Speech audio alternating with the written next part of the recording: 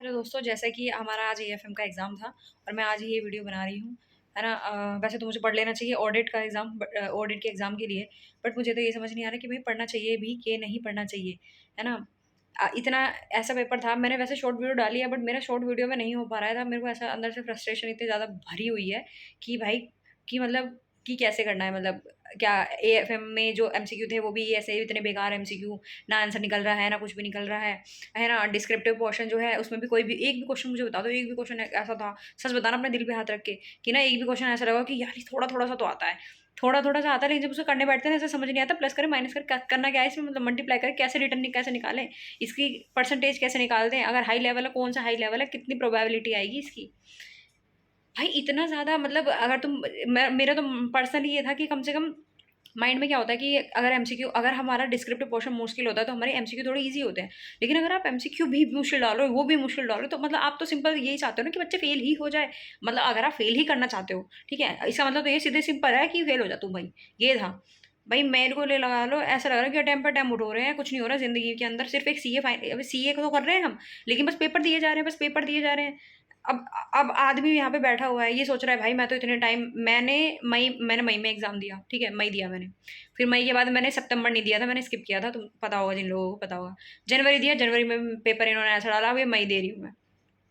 भाई एक साल हो गया पेपर देते देते, कुछ नहीं हुआ, कुछ भी ना एग्जामेशन आ रही ना किसी में कुछ आ रहा, भाई कुछ भी नहीं आ रहा। जब मेहनत नहीं करी थी, सच बता रही हूँ, मैंने मेहनत कम करी थी तो पेपर इतना आसान आया था, ठीक है। गलती तो हम भी करते हैं, ऐसा नहीं है गलती हम नहीं कर रहे। अब इतनी मेहनत कर रहे हैं, बिल्कुल ऐसे लगे पड़े पागलों की तरह, अब कुछ नहीं है, अब कुछ हो ही नहीं रहा है। किसी को ये भी नहीं बता रहे, घर में आ रहे हैं कैसा गया है पेपर, हमें नहीं पता, हम एक्सप्रेशन ही नहीं है, फेसलेस एक्सप्रेशन थे मेरे तो, कि भाई कैसा गया पेपर, पता ही नहीं है जी अब क्या करना है। एफआर का पेपर भी, जब एफआर पकड़ने बैठे थे ना,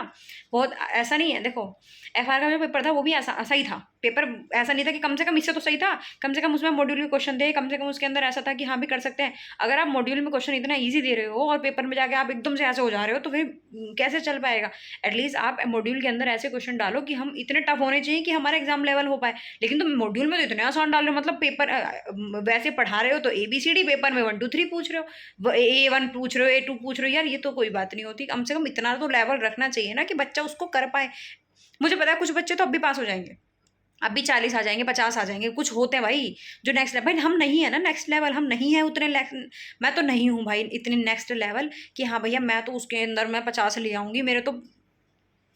सिट्टी पिट्टी गुल हो गई। अब तो ऐसा लग रहा है कि अगर चैट जीपीटी वाले से पूछ लेना कि भाई तू ये पेपर बता दे इसका आंसर, वो भी सोचेगा कि मैं थोड़ा सोच के बताता हूँ,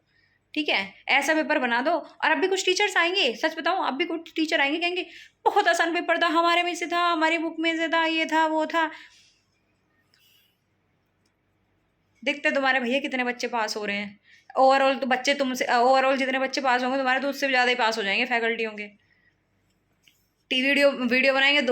1 घंटे तक, जो भी खैर ज़्यादा नहीं बोलना चाहिए किसी के बारे में भी, ठीक है, आधे बच्चों को तो पता चल गया होगा मैं किसके बारे में बोल रही हूँ, लेकिन क्यों ही किसी को टारगेट करना, हमें किसी को टारगेट नहीं करना। हमें तो भाई इतना है, तो हमसे तो निकल नहीं रहा है, हमसे तो हो नहीं रहा है, हम किसी को क्यों दोष दें खामा खा, ठीक है। लेकिन एटलीस्ट तुम इतना लेवल पे, भाई आप इतना लेवल पेपर का रखो कि बच्चा उसको एटलीस्ट अटेम्प्ट कर पाए, उतना अटेम्प्ट कर पाए, 50 नंबर का तो अटेम्प्ट कर पाए, कुछ तो ऐसा होना चाहिए पेपर के अंदर जो हम कर पाए। एमसीक्यू में तो तुक्के भिड़ के आए हैं कि हाँ भाई ये हो सकता है, ये हो सकता है, तो भाई क्योंकि पास में भी आंसर नहीं आ रहा है, एक होता है ना कि 1 लाख की रेंज में कुछ, मतलब कुछ भी मिला जुला नहीं है। एफआर के पेपर में एटलीस्ट हमारे आंसर निकल रहे थे एमसीक्यू में। अच्छा ठीक है, एफआर की मैं बता दूं भाई, एफआर का पेपर कैसा था। एफआर का पेपर ठीक था, इससे तो बहुत सही था, इससे तो बहुत सही था। अब उसमें भी ऐसा था कि ना पेपर देखने में इजी लग रहा था, एफआर का पेपर देखने में बहुत इजी था, बट करने जब बैठ रहे हैं ना उसको उसको करने में, जिसकी जिसकी राइटिंग प्रैक्टिस अच्छी होती है वो तो अच्छा कर लेता है बंदा, लेकिन जिसकी थोड़ी राइटिंग प्रैक्टिस कम अच्छी होती है उसको थोड़ी प्रॉब्लम होती है। बट एफआर का फिर भी डुएबल था, बट एएफएम ने तो भाई पता नहीं हर बार एक एक सब्जेक्ट इतना मुश्किल क्यों डाल देते हैं। बच्चा यार इतना तो एटलीस्ट होना चाहिए, मैं तो बार बार इतना ज़्यादा परेशान हो रही हूँ भाई, 1 साल हो गया एक ऐसे लूप में फंसे हुए हैं, कुछ ऐसा तो हो कि मतलब इतने क्यों, हमारी हमारी तो वैल्यू ही नहीं बच रही मार्केट में भी, अगर हम जाएं तो हमें तो ऐसे नज़रों से देखा जाता है कि भाई ये तो पढ़ता ही नहीं होगा, ये पढ़ता ही नहीं होगा तभी तो नहीं हो पा रहा। अगर हम किसी से ये बोल देना कि भाई पेपर मुश्किल आया था, नहीं मैंने पढ़ा था, तो वो ये नहीं कहेगा तूने नहीं पढ़ा था, तूने नहीं पढ़ा होगा, नहीं नहीं, वो तो दूसरे बंदे से बोलेगा जाके कि भाई पढ़ता ही नहीं होगा तभी तो बार बार फेल हो रहा है। तो भाई इतनी तो वैल्यू रख लो हमारी, हमारी तो कोई वैल्यू ही नहीं बच रही है मार्केट में।